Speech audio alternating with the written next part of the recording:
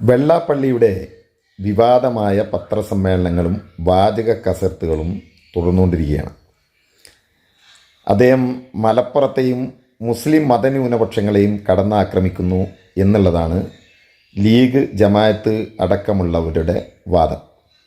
ഞാൻ മലപ്പുറത്തെയല്ല, മുസ്ലിം ലീഗിനെയാണ് പറഞ്ഞിട്ടുള്ളത് എന്നാണ് വെള്ളാപ്പള്ളിയുടെ മറുവാദം.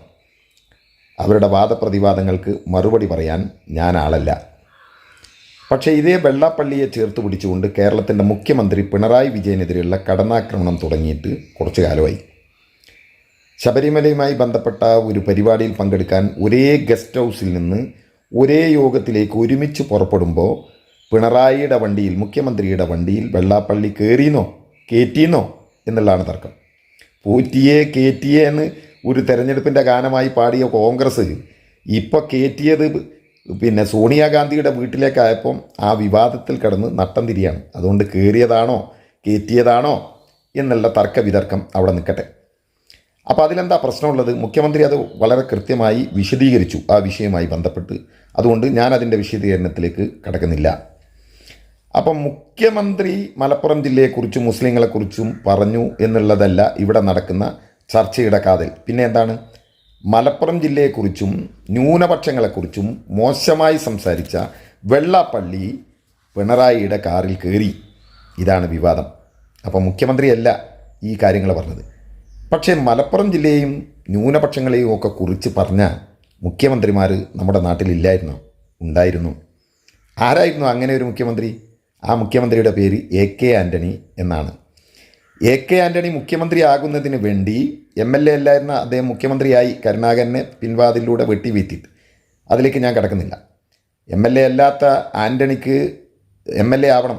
മുസ്ലിം ലീഗ് കൊണ്ടുവന്ന് മലപ്പുറം ജില്ലയിലെ തിരൂരങ്ങാടിയിലെ സിറ്റിംഗ് MLA രാജിവെപ്പിച്ച് മത്സരിപ്പിച്ചു. എന്നിട്ട് പ്രവാചകൻ്റെ പരമ്പരകളൊക്കെയാണ് പറഞ്ഞിട്ടുള്ളത്. ഇബ്രാഹിം നബിയുടെ, അതായത് അബ്രഹാമിൻ്റെ പുത്രൻ, അതുപോലെ തന്നെ പ്രവാചക പരമ്പരയൊക്കെ വെച്ച് നോക്കുമ്പോൾ ആൻ്റണി നമ്മുടെ പ്രവാചക പരമ്പരയിൽപ്പെട്ട ഒരു പ്രവാചകൻ്റെ പിന്മുറക്കാരനാണ് എന്നൊക്കെ പറഞ്ഞ് മുസ്ലിം സമുദായങ്ങൾക്കിടയിൽ ആ പ്രവാചക പരമ്പര കൂടി പറഞ്ഞ് ജയിപ്പിച്ച വിദ്വാൻ്റെ പേരാണ് ആൻ്റണി. ആ ആൻ്റണി കേരളത്തിൻ്റെ മുഖ്യമന്ത്രിയാകുമ്പോൾ പറഞ്ഞിട്ടുള്ളത് നിങ്ങൾ കേൾക്കണ്ടേ? എന്താ അദ്ദേഹം പറഞ്ഞിട്ടുള്ളത്? സംഘടിത ന്യൂനപക്ഷം ആ സംഘടിത ശക്തി ഉപയോഗിച്ച് ഗവൺമെൻറ്റിൽ നിന്ന് കൂടുതൽ ആനുകൂല്യങ്ങൾ നേടുന്നു.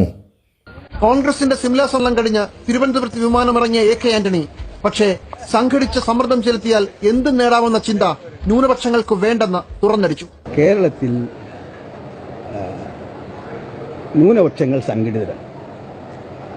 ഈ സംഘടിത ന്യൂനപക്ഷം ആ സംഘടിത ശക്തി ഉപയോഗിച്ചുകൊണ്ട് ഗവൺമെന്റിൽ നിന്ന് കൂടുതൽ ആനുകൂല്യങ്ങൾ നേടുന്നു, കൂടുതൽ വിലപേശൽ നടത്തുന്നു എന്നൊരാക്ഷേപം ഇതര സമുദായങ്ങൾക്കുണ്ട്. ആ ആക്ഷേപത്തിൻ്റെ അന്തരീക്ഷം കേരളത്തിൽ നിലനിൽക്കുന്നു. ആ സത്യം ആരും വിസ്മരിക്കുന്നു. മതിയാക്കിയില്ല, ഒന്നുകൂടി പറഞ്ഞു. ഗൾഫ് വിദേശ കുടിയേറ്റക്കാരുടെ ആനുകൂല്യം കൂടുതൽ കിട്ടുന്നത് ഈ ന്യൂനപക്ഷങ്ങൾക്കാണ്. അതുകൊണ്ട് ഇവിടെ സാമ്പത്തിക അസമത്വം ഉണ്ടാക്കിയിട്ടുണ്ട് ഈ ഗൾഫ് കുടിയേറ്റം കൊണ്ട് വന്നിട്ടുള്ള പണം. അതോടൊപ്പം തന്നെ ഗൾഫിലേക്കുണ്ടായിട്ടുള്ള കുടിയേറ്റവും അമേരിക്ക, യൂറോപ്പ് ഇവിടെയുള്ള കുടിയേറ്റത്തിൻ്റെ ആനുകൂല്യങ്ങൾ കൂടുതൽ കിട്ടിയത് ന്യൂനപക്ഷ സമുദായങ്ങൾക്കാണ്. അതുണ്ടാക്കിയ സാമ്പത്തിക അസമത്വം കേരളത്തിലെ നാട്ടുമ്പുറങ്ങളിലുണ്ട്, കേരളത്തിലെ പട്ടണങ്ങളിലുണ്ട്. ഇതിൻ്റെ എല്ലാം പരിഭവങ്ങളും പിണക്കങ്ങളും കേരളീയ സമൂഹത്തിൽ ഉണ്ട്. ഈ യാഥാർത്ഥ്യം കാണരുത്. ആൻ്റണി വിസ വാങ്ങിക്കൊടുത്ത് പാസ്പോർട്ട് അടിച്ചു കൊടുത്തിട്ട് കൊണ്ടുപോരല്ല. ഈ നാട്ടിൽ ദാരിദ്ര്യത്തിൽ നിന്ന് രക്ഷപ്പെടാൻ വേണ്ടി സ്വന്തം പണം മുടക്കി വിസ എടുത്ത് വിമാന ടിക്കറ്റ് എടുത്ത് ഗൾഫിൽ പോയി ചുട്ടുപഴുത്ത മണലാണ്യത്തിൽ അധ്വാനിച്ച്, ഗൾഫ് അടക്കമുള്ള വിദേശ രാജ്യങ്ങളിൽ അധ്വാനിച്ച് പണമുണ്ടാക്കി ഈ നാട്ടിൽ സ്വന്തം കാറും വീടും ഒക്കെ വാങ്ങിയ മനുഷ്യരുടെ നേരെ നോക്കിയിട്ട് ആൻ്റണി പറയാണ്, ഇങ്ങനെ വിദേശ കുടിയേറ്റക്കാർ പണം ഉണ്ടാക്കി, അതുകൊണ്ട് ഇവിടെ ഈ കേരളത്തിൽ ഒരു സാമ്പത്തിക അസമത്വം ഉണ്ടാക്കി. എന്നിട്ട് ഒരു ഭാഷയും കൂടി അയാൾ പറയുന്നുണ്ട്. എന്താ പറയുന്ന അറിയോ? സംഘടിത ശക്തി ഉപയോഗിച്ച് എന്തും ചെയ്യിച്ച് കളയാം എന്ന് ന്യൂനപക്ഷം ധരിക്കരുത്. അതായത് മൂപ്പര് മുഖ്യമന്ത്രിയാണല്ലോ. അതുകൊണ്ട് മുഖ്യമന്ത്രിയുടെ അടുത്ത് എന്ത് സംഘടിത ശക്തി ഉപയോഗിച്ചും എന്തും ചെയ്യിച്ച് കളയാം എന്ന് വിചാരിക്കരുത്. ഇതിൻ്റെ ഒരു കൂട്ടത്തിലാണ് പല രാഷ്ട്രീയമായിട്ടുള്ള പല ശക്തികളുടെ മുതലെടുപ്പ്. ഇതെല്ലാം കാണാൻ ഇവിടുത്തെ ന്യൂനപക്ഷ നേതാക്കന്മാരും തയ്യാറാകണം. അവരും കുറച്ചുകൂടെ സംയമനം കാണിക്കരുത്. സംഘടിത ശക്തി ഉണ്ടെന്നതിൻ്റെ പേരിൽ ഗവൺമെൻറ്റിനെ കൊണ്ട് എന്തും ചെയ്യിച്ചു കളയാം എന്നൊരു നിലപാട് ന്യൂനപക്ഷങ്ങൾക്കും ശരിയല്ലെന്നാണ് എൻ്റെ വ്യക്തിപരമായ അഭിപ്രായം. ആരാ പറഞ്ഞത്? AK ആൻ്റണി. ഇപ്പം മകനെ BJP സംഭാവന ചെയ്ത് ഇവിടെ ഇങ്ങനെ ഇപ്പോൾ വീണ്ടും സജീവമായി രംഗത്ത് വരാൻ നോക്കുന്ന ആൻ്റണി പറഞ്ഞതാണ്. മറ്റൊരാളൂടി പറഞ്ഞിട്ടുണ്ട്.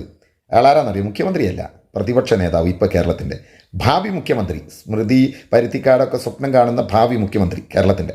ആര്? VD സതീശൻ. അയാളെന്താ പറഞ്ഞത്?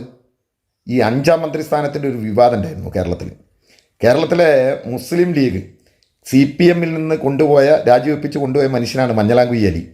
ആ മഞ്ഞളാംകുഴി അലിക്ക് ഇവർ ഓഫർ കൊടുത്തിരുന്നു മന്ത്രിസ്ഥാനം തരാൻ. പക്ഷേ ആദ്യം കൊടുക്കാൻ കഴിഞ്ഞില്ല, സ്ഥാനമോഹികൾ ഏറെ ഉള്ളതുകൊണ്ട്.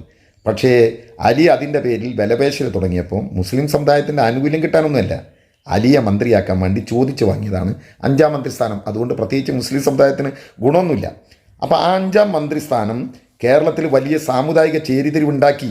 ആരാ പറയുന്നത്? VD സതീശൻ. അത് നമ്മൾ ദൗർബല്യമായി കണക്കാക്കിയ ആളുകൾ സമ്മർദ്ദം ചെലുത്താൻ നോക്കിയാലോ? ഇപ്പൊ വിവാദം 5ാം മന്ത്രിസ്ഥാനം മുസ്ലിം ലീഗിന് രാഷ്ട്രീയമായി ലാഭമാണോ നഷ്ടമാണോ ഉണ്ടാക്കിയതെന്ന് മുസ്ലിം ലീഗിന്റെ നേതൃത്വം ചിന്തിക്കണം.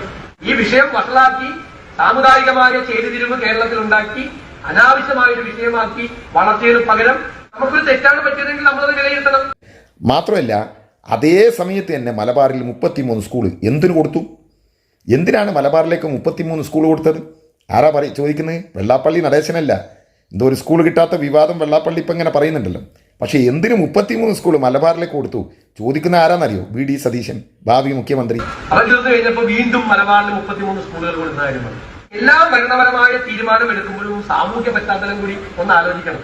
5ാം മന്ത്രിസ്ഥാനത്തിന്റെ പേരിൽ കേരളത്തിന്റെ ഒരു സാമൂഹ്യ പശ്ചാത്തലം ആകെ അലങ്കോലമായി കിടക്കുന്ന സാഹചര്യത്തിൽ തന്നെ കൊടുക്കണം ഈ 33 സ്കൂള്. ഇപ്പൊ ധൃതി എന്താ? ഇപ്പൊ തന്നെ കൊടുക്കണം. ധൃതി എന്താ? കേരളത്തിന്റെ ഒരു സോഷ്യൽ ബാക്ക്ഗ്രൗണ്ട് ഒക്കെ ഒന്ന് നോക്കണ്ടേ? വീണ്ടും നമുക്കൊരു മറ്റ് ഭൂരിപക്ഷ സമുദായത്തിന്റെ ഒരു കൺസോളിഡേഷനൊക്കെ ഇടവരുന്ന തരത്തിലുള്ള സംശയങ്ങൾ ഉണ്ടാക്കുന്ന തരത്തിൽ ഇപ്പൊ തന്നെ ഇത് ചെയ്യണം ആരും ചോദിച്ചില്ല. എന്നിട്ട് പറയാണ് കമ്മ്യൂണിസ്റ്റുകാർ മുഖ്യമന്ത്രി മലപ്പുറം ജില്ലയെക്കുറിച്ച് അങ്ങനെ പറഞ്ഞു ഇങ്ങനെ പറഞ്ഞു. ഒരു കാര്യം മനസ്സിലാക്കിക്കോ, ഈ ആൻ്റണിയുടെയും VD സതീശിൻ്റെയും മുൻ നേതാക്കന്മാർ, ആര്യാടക്കമുള്ള നേതാക്കന്മാർ മലപ്പുറം ജില്ല ഉണ്ടാക്കിയാൽ അത് മുസ്ലിം ഭൂരിപക്ഷ പ്രദേശമാകുമെന്നും പൊന്നാനിക്കടപ്പുറത്ത് പാകിസ്ഥാൻ്റെ കപ്പൽപ്പട ഇറങ്ങുമെന്ന് പറഞ്ഞ RSSനോട് കൂടെ ആര്യാടനും കോൺഗ്രസും എതിർത്തപ്പോൾ ആ മലപ്പുറം ജില്ല ഉണ്ടാക്കി തന്നത് 1967 EMS ഗവൺമെൻറ്, കമ്മ്യൂണിസ്റ്റ് ഗവൺമെൻറ്റാണ് എന്ന നല്ല ബോധ്യം മുസ്ലിം ലീഗും ജമാഅത്തെ ഇസ്ലാമിക്കും ഒക്കെ ഉണ്ടാവുന്നത് നല്ലതാണ്. അതുകൊണ്ട് വർഗീയത പറഞ്ഞ ആൻ്റണിയുടെയും VD സതീശൻ്റെയും ഒക്കെ ചരിത്രമെടുത്ത് പരിശോധിച്ചാൽ മതി. നിങ്ങൾ പിണറായിയെ തപ്പി നടക്കണ്ട.